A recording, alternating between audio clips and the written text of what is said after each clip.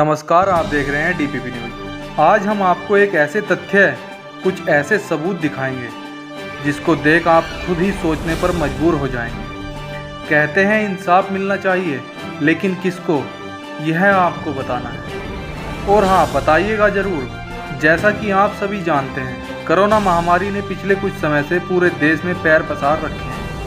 वहीं इसको देखते हुए राज्य सरकारों ने संक्रमण पर रोक लगाने के लिए अपने अपने राज्य में लॉकडाउन भी लगा रखा है। यूपी में सरकार के निर्देशानुसार 31 मई की सुबह 7 बजे तक रहेगा, जिसका पालन कराने के लिए प्रशासन को आदेश भी दिया गया है और प्रशासन द्वारा अपने अपने थाना क्षेत्रों में सख्ती से पालन भी कराया जा रहा है। इसी बीच 21 मई को बांगरमऊ में एक अनहोनी भी हुई है, जिसका आरोप 3 पुलिसकर्मियों पर लगाया गया है, जिसमें 2 सिपाही विजय चौधरी, सीमान चौधरी और एक होमगार्ड सत्य प्रकाश को दोषी ठहराया गया है। लेकिन आपको हम पूरे मामले की जानकारी देने वाले हैं, जिसको आप देखिएगा और बताइएगा जरूर कि इन तीनों की क्या गलती, इसकी इन तीनों को इतनी बड़ी सजा दी गई है। अब आपको दिखाते हैं वो तथ्य जिनके लिए 2 पुलिसकर्मी और एक होमगार्ड को दोषी ठहराया गया है। जिला उन्नाव में 21 मई को बांगरमऊ कस्बा मंडी में भारी भीड़ जमा थी, जिससे अधिकारियों की आज्ञानुसार विजय चौधरी को वहां लॉकडाउन का पालन कराने भेजा गया। जब सिपाही विजय चौधरी अपने साथी होमगार्ड के साथ वहां पहुंचा तो आगे दिखाते हैं आपको क्या हुआ। तो आइए दिखाते हैं आपको वहां पर क्या हुआ। विजय चौधरी ने पेड़ के नीचे सब्जी की दुकान खोलने वाले लड़के को बुलाया और उसको लॉकडाउन का उल्लंघन करने को डांटते हुए 2 थप्पड़ मारे और अपनी बाइक पर बिठा लिया। अब वहीं इसमें यहाँ एक नया मोड़ भी आता है।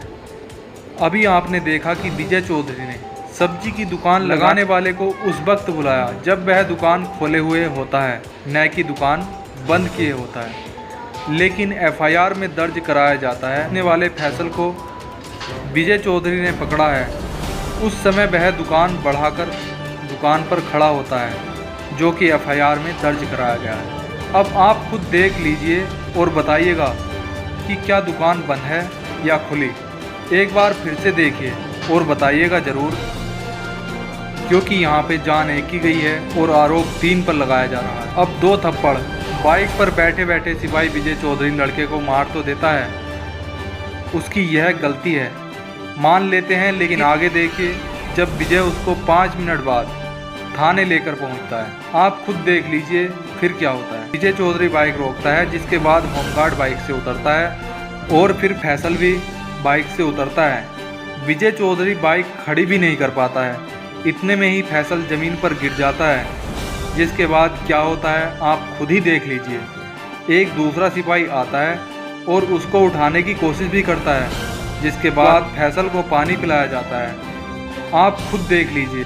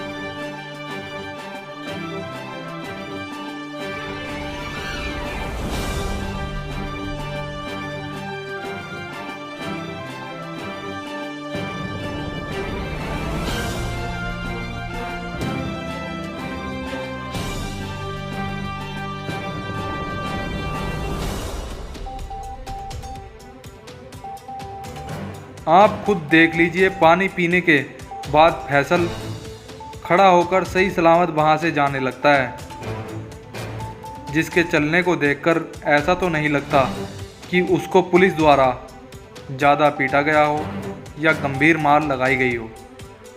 तभी आगे चलकर वह पेड़ के पास रुक जाता है, लेकिन उससे ये तो नहीं कहा जा सकता कि इसकी यह हालत पिटने से हुई है। खुद बताइएगा, यह 3 जिंदगियों का सवाल है।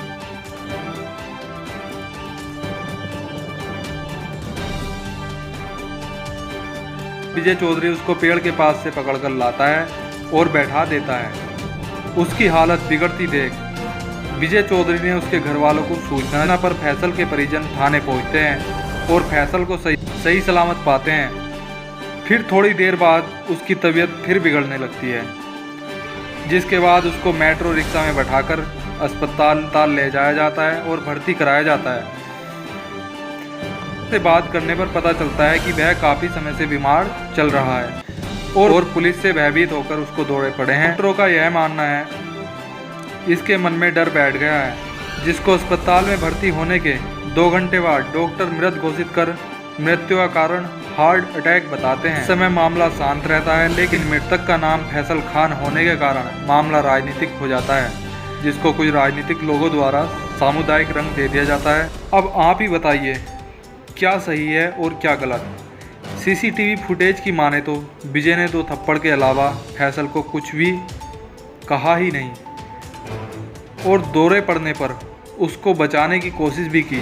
बस विजय चौधरी की गलती है तो वह इतनी है कि वह लॉकडाउन का पालन कराने अपने अधिकारियों के कहने पर गया और वहां दुकान खुली देख उसको डांटा और डांटने के बाद 2 थप्पड़ मार दिए। इतनी विजय चौधरी की गलती है। लेकिन कोरोना महामारी के समय लॉकडाउन को देखते हुए जितना गुनहगार विजय है, उतना गुनहगार कहीं ना कहीं फैसल भी है। अब आप खुद ही बताइए, क्या विजय और उसके साथियों को हत्या का दोषी ठहराना कितना सही है और कितना गलत? हमने आपको इस घटना के उन तथ्यों से अवगत कराया जो साफ साफ दर्शाते हैं कौन कितना दोषी है और कितना नहीं। हमारे साथ बने रहने के लिए धन्यवाद।